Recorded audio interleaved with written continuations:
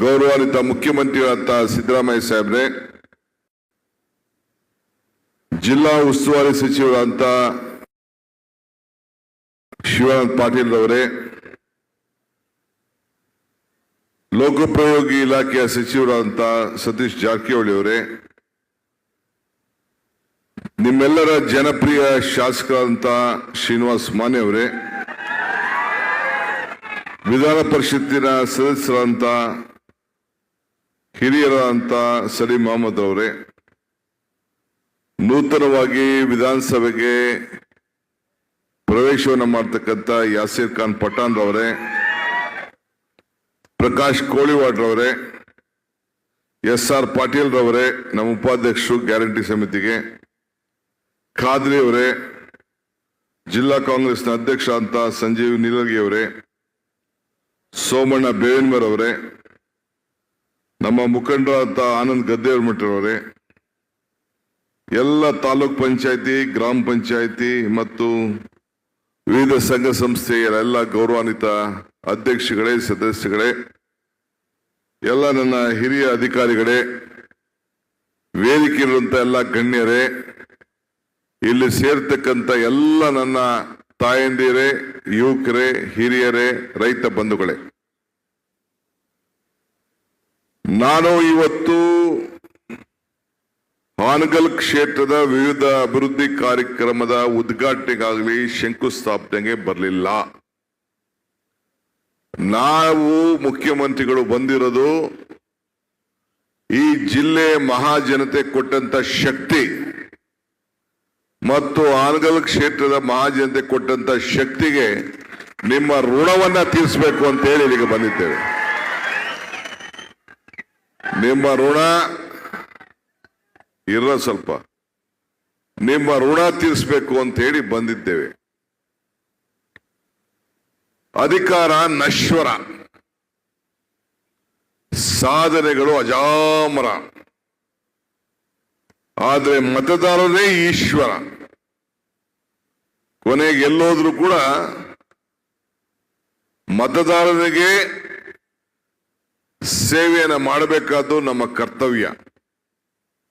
ಇದು ಕಾಂಗ್ರೆಸ್ ಸರ್ಕಾರದ, ಸಿದ್ದರಾಮಯ್ಯ ನೇತೃತ್ವದ ಸರ್ಕಾರದ ಒಂದು ಸಂಕಲ್ಪ. ಈ ಕೆಲಸವನ್ನ ರಾಜ್ಯದ ಉದ್ದಗಲೂ ಕೂಡ ನಾವು ಮಾಡ್ಕೊಂಡು ಬರ್ತಾ ಇದ್ದೇವೆ. ನಮ್ಮ ಶಿವಾನಂದ ಪಾಟೀಲ್ರು ಮತ್ತು ನಮ್ಮ ಶ್ರೀನಿವಾಸ್ ಮಾನೆಯವರು ಹೇಳಿದಂಗೆ ಇದೊಂದು ಐತಿಹಾಸಿಕವಾದಂತ ಭೂಮಿ. ಶಿಶುನಾಳ ಶರೀಫ್ರಿಂದ ಹಿಡಿದು ಕನಕದಾಸರವರಿಂದ ಹಿಡಿದು ಇನ್ನು ಅನೇಕ ಸಂತರು, ಶಿವಬಿಗಳು ಎಲ್ಲ ಸೇರಿ ಜನ್ಮ ಕೊಟ್ಟಂತ ಈ ಪವಿತ್ರವಾದಂತ ಭೂಮಿ. ಮಾನ್ಯ ನಿಜಲಿಂಗಪ್ಪನವರು ಕೂಡ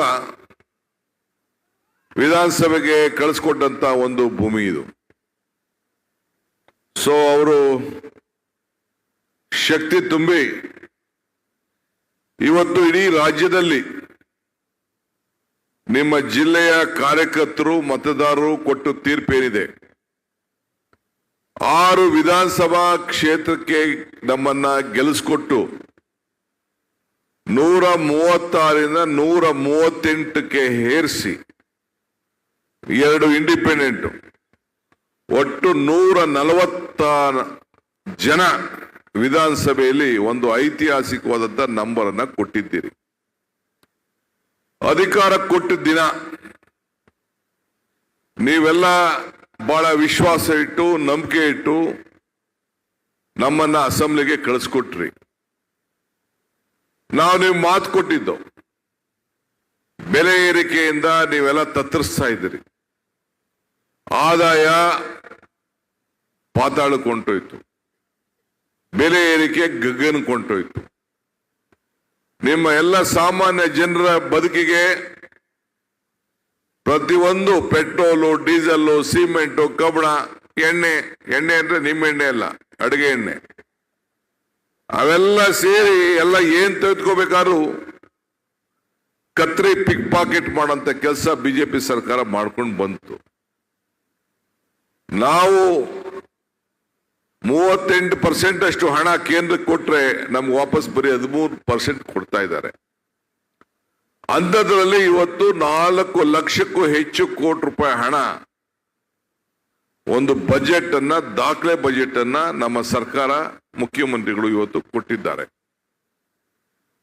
ನಮ್ಮ ಶ್ರೀನಿವಾಸ್ ಮಾನೆ ಅವರು ಬಹಳ ಕ್ರಿಯಾಶೀಲ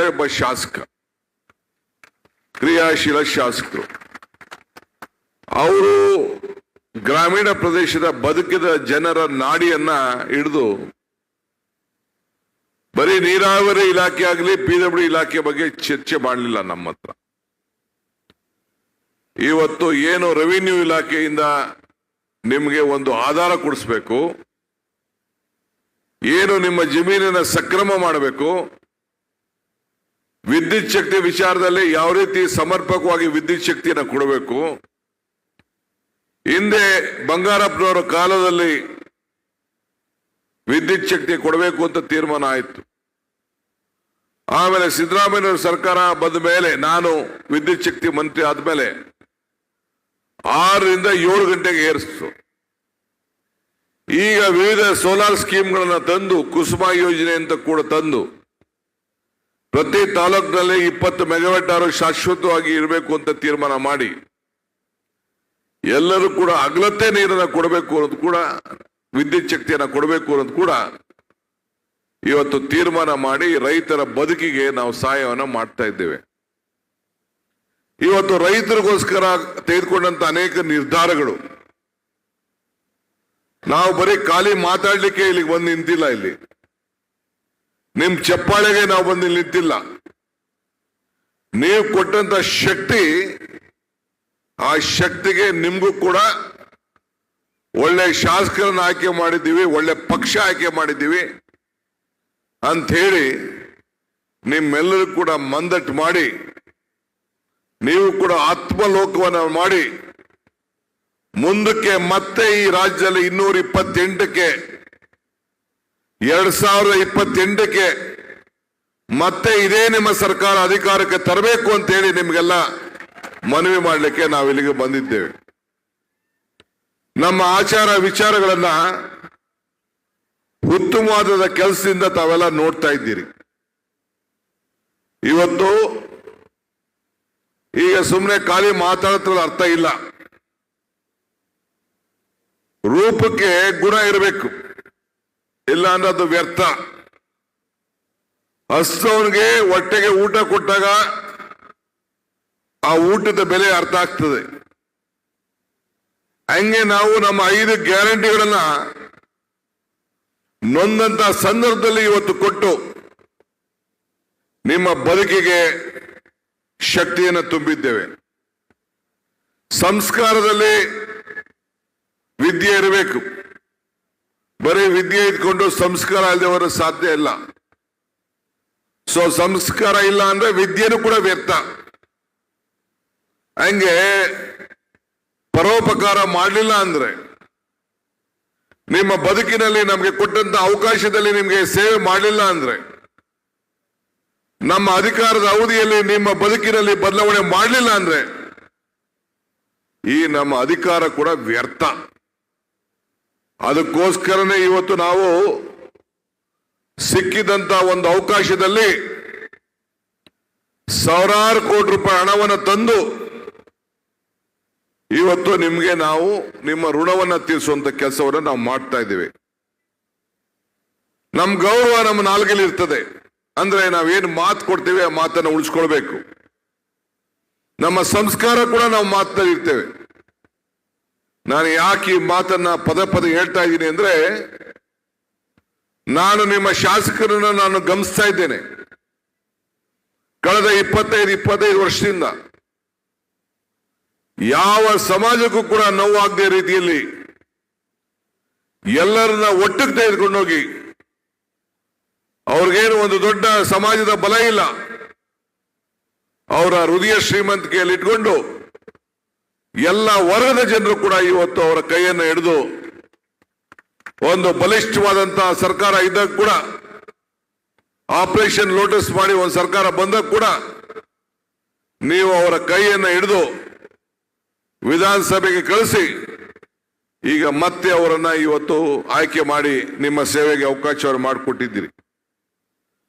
ಏನು ಆ ಚುನಾವಣೆಗಳ ಸಂದರ್ಭದಲ್ಲಿ ನಾವೇನು ಮಾತು ಕೊಟ್ಟಿದ್ದು, ನಾನಾಗ್ಲಿ, ಸಿದ್ದರಾಮಯ್ಯನವರಾಗಲಿ, ಸತೀಶ್ ಆಗ್ಲಿ, ಸಲೀಂ ಅಹಮದ್ ಅವರಾಗಲಿ, ಯಾರೇ ಆಗ್ಲಿ, ನಿಮ್ಮ ಪ್ರತಿನಿಧಿಗಳು ನಾವೇನು ನಮ್ಮ ಪಕ್ಷದ ಪರವಾಗಿ ಮಾತು ಕೊಟ್ಟಿದ್ದೋ ಆ ಮಾತನ್ನ ಪ್ರತಿ ಹಂತದಲ್ಲೂ ಕೂಡ ಉಳಿಸ್ಕೊಂಡು ನಿಮ್ಮ ಬದುಕಿನಲ್ಲಿ ನಾವು ಭಾಗಿಯಾಗಿದ್ದೇವೆ. ಬಿಜೆಪಿಯವರು ಭಾವನೆ ಮೇಲೆ ರಾಜಕಾರಣ ಮಾಡ್ತಾರೆ, ನಾವು ಬದುಕಿನ ಮೇಲೆ ರಾಜಕಾರಣ ಮಾಡ್ತಾ ಇದ್ದೇವೆ. ಈಗ ಹಾಲಿನ ಮೇಲೆ 4 ರೂಪಾಯಿ ಜಾಸ್ತಿ ಮಾಡುದು ಏನ್ ಸರ್ಕಾರ ತಗೋತಾ? ರೈತರು ಕೊಟ್ಟು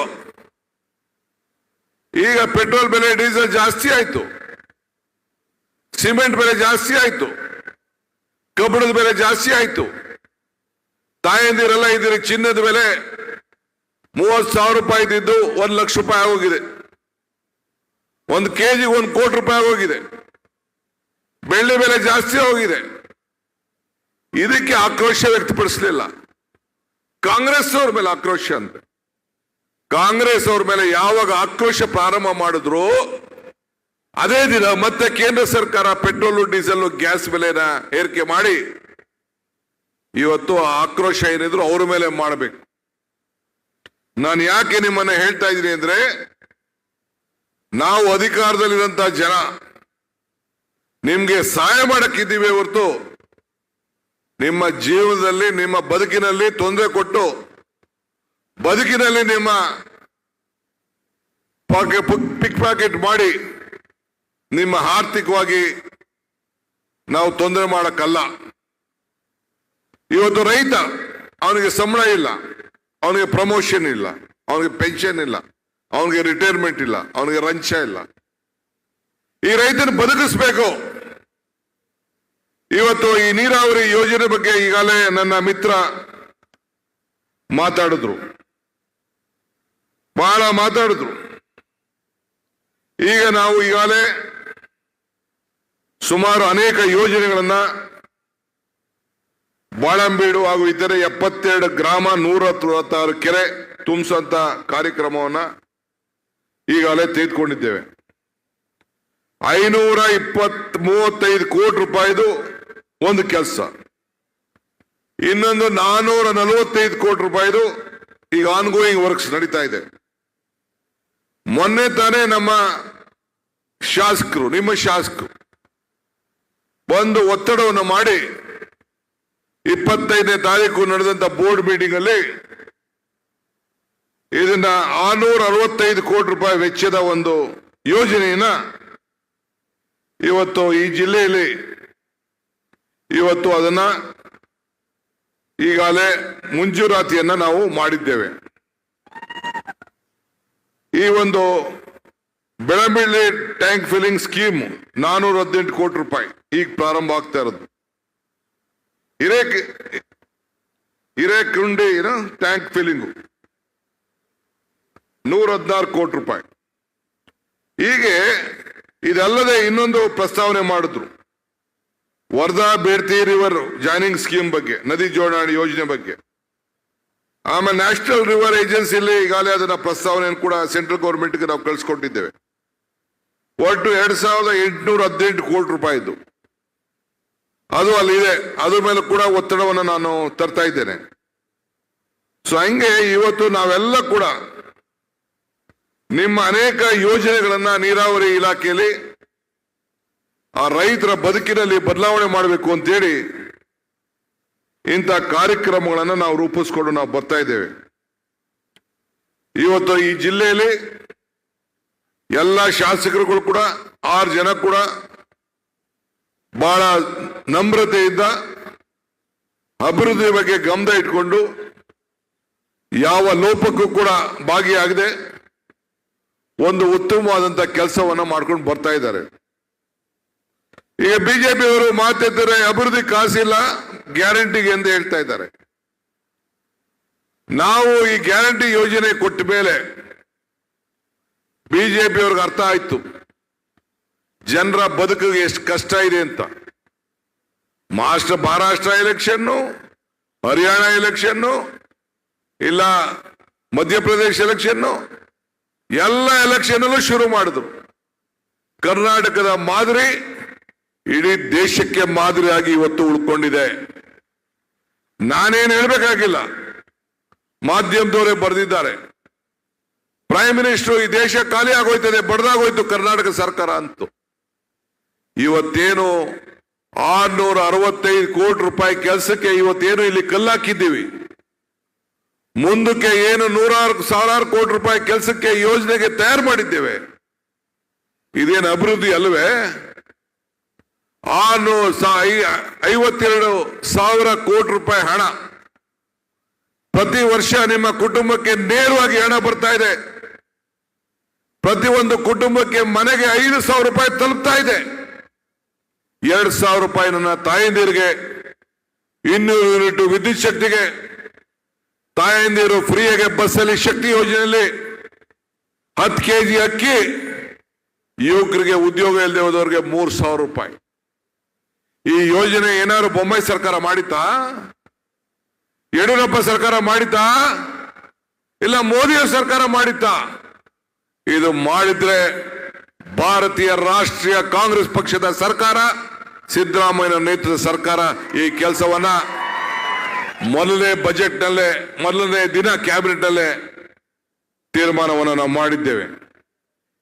ಬಂಧುಗಳೇ, ತಾವೆಲ್ಲ ಬಹಳ ಶಾಂತಿಯಿಂದ ತಮ್ಮ ಸಾನೆಯನ್ನ ತಾವು ಗಮನಿಸ್ತಾ ಇದ್ದೀನಿ. ಬಹಳ ಉತ್ತಮವಾಗಿ ಇಲ್ಲಿ ನೀವೆಲ್ಲ ಸಹಕಾರ ಕೊಡ್ತಾ ಇದ್ದೀರಿ. ನೀವು ಚಿಂತೆ ಮಾಡೋದು ಬೇಡ. ನಿಮ್ಮ ಬದುಕಿನಲ್ಲಿದ್ದೇವೆ, ನಿಮ್ಮ ಶ್ರಮದಲ್ಲಿದ್ದೇವೆ, ನಿಮ್ಮ ಕಷ್ಟದಲ್ಲಿದ್ದೇವೆ, ನಿಮ್ಮ ಸುಖದಲ್ಲಿದ್ದೇವೆ. ನಿಮ್ಮ ಸಂಬಂಧ ಭಕ್ತನಿಗೂ ಭಗವಂತನಿಗಿರುವಂತ ಸಂಬಂಧ. ನಿಮ್ಮ ಶಾಸಕರು ಕೂಡ, ಈ ಜಿಲ್ಲೆಯ ಎಲ್ಲ ಶಾಸಕರು ಕೂಡ ಬಹಳ ಉತ್ತಮವಾಗಿ ಕೆಲಸವನ್ನ ಮಾಡ್ತಾ ಇದ್ದಾರೆ. ಇಡೀ ಸರ್ಕಾರ ಅವರ ಪರವಾಗಿದೆ. ನಿಮ್ಮ ಜಿಲ್ಲಾ ಸಚಿವರು ಕೂಡ ಈ ಜಿಲ್ಲೆ ಬಗ್ಗೆ ಅಪಾರವಾದಂತಹ ಆಸಕ್ತಿಯನ್ನು ಇಟ್ಕೊಂಡು ಅನೇಕ ಬಾರಿ ಬಂದು ಜನರ ಸಮಸ್ಯೆಯನ್ನು ಸ್ಪಂದಿಸಿ ಸುಮಾರು 3 ತಿಂಗಳಿಗೆ ಒಂದು KDP ಮೀಟಿಂಗ್ ಮಾಡಿ ಯಾರಿಗೆ ಬಡವರಿಗೆ ಮನೆ ಸಿಗ್ಬೇಕು, ಯಾವ ರೈತನಿಗೆ ಏನಾಗಬೇಕು, ಸಮಾಜ ಕಲ್ಯಾಣ ಇಲಾಖೆಯಲ್ಲಿ ಏನಾಗಬೇಕು, ನೀರಾವರಿ ಇಲಾಖೆಯಲ್ಲಿ ಏನಾಗಬೇಕು, ಪೌರಾಡಳಿತದಲ್ಲಿ ಏನಾಗಬೇಕು, ಕುಡಿಯೋ ನೀರಿನ ಸಮಸ್ಯೆ ಏನಿದೆ, ವಿದ್ಯುತ್ ಶಕ್ತಿ ಸಮಸ್ಯೆ ಏನಿದೆ, ತೋಟಗಾರಿಕೆಯಲ್ಲಿ ಏನಿದೆ ಅಂತ ಹೇಳಿ ಪ್ರತಿಯೊಂದು ಕೂಡ ಅವರು ಪರಿಶೀಲನೆ ಮಾಡಿ ನಿಮ್ಮ ಜನರಿಗೆ ನಮ್ಮ ಸರ್ಕಾರದ ಎಲ್ಲ ಪಾಲುಗಳನ್ನು ತಪ್ಪಿಸುವಂತ ಕೆಲಸವನ್ನು ಇವತ್ತು ಅವರು ಕೂಡ ಮಾಡ್ಕೊಂಡು ಬರ್ತಾ ಇದ್ದಾರೆ. ಆದ್ರಿಂದ ಇವತ್ತು ನಾನು, ಸತೀಶ್ ಅವರು, ಜಿಲ್ಲಾ ಮಂತ್ರಿಗಳು, ಮುಖ್ಯಮಂತ್ರಿಗಳೆಲ್ಲ ನಾವೆಲ್ಲ ಬಂದು ನಿಮ್ಗೆ ಶುಭ ಹಾರೈಸಲಿಕ್ಕೆ, ನಿಮ್ ಜೊತೆ ನಾವಿದ್ದೇವೆ ಅಂತ ಹೇಳಲಿಕ್ಕೆ, ಆಮೇಲೆ ನಮ್ಗೆ ಯಾವ ಅಧಿಕಾರಿಗಳ ಬಗ್ಗೆ, ನಿಮ್ಮ ಜಿಲ್ಲಾ ಆಡಳಿತದ ಬಗ್ಗೆ ಇವತ್ತವರೆಗೂ ನಮ್ಗೆ ಯಾವ ಕಂಪ್ಲೇಂಟ್ ಕೂಡ ಬಂದಿಲ್ಲ. ಅವರು ಕೂಡ ಎಲ್ಲ ಉತ್ತಮವಾಗಿ ಕೆಲಸವನ್ನ ಮಾಡ್ತಾ ಇದ್ದಾರೆ ಅಂತ ಹೇಳಿ ತಿಳಿದು ನಂಗೆ ಬಹಳ ಸಂತೋಷ ಆಯ್ತು. ನಾನೆಲ್ಲ ಶಾಸಕರ ಹತ್ರ ಚರ್ಚೆ ಮಾಡಿದ್ದೇನೆ. ಏನೋ ನಿಮ್ಮ ಅಧಿಕಾರಿಗಳ ಬಗ್ಗೆ ಏನಾದ್ರು ಸಮಸ್ಯೆ ಇದೆಯಾ ಅಂತ. ಎಲ್ಲರೂ ಕೂಡ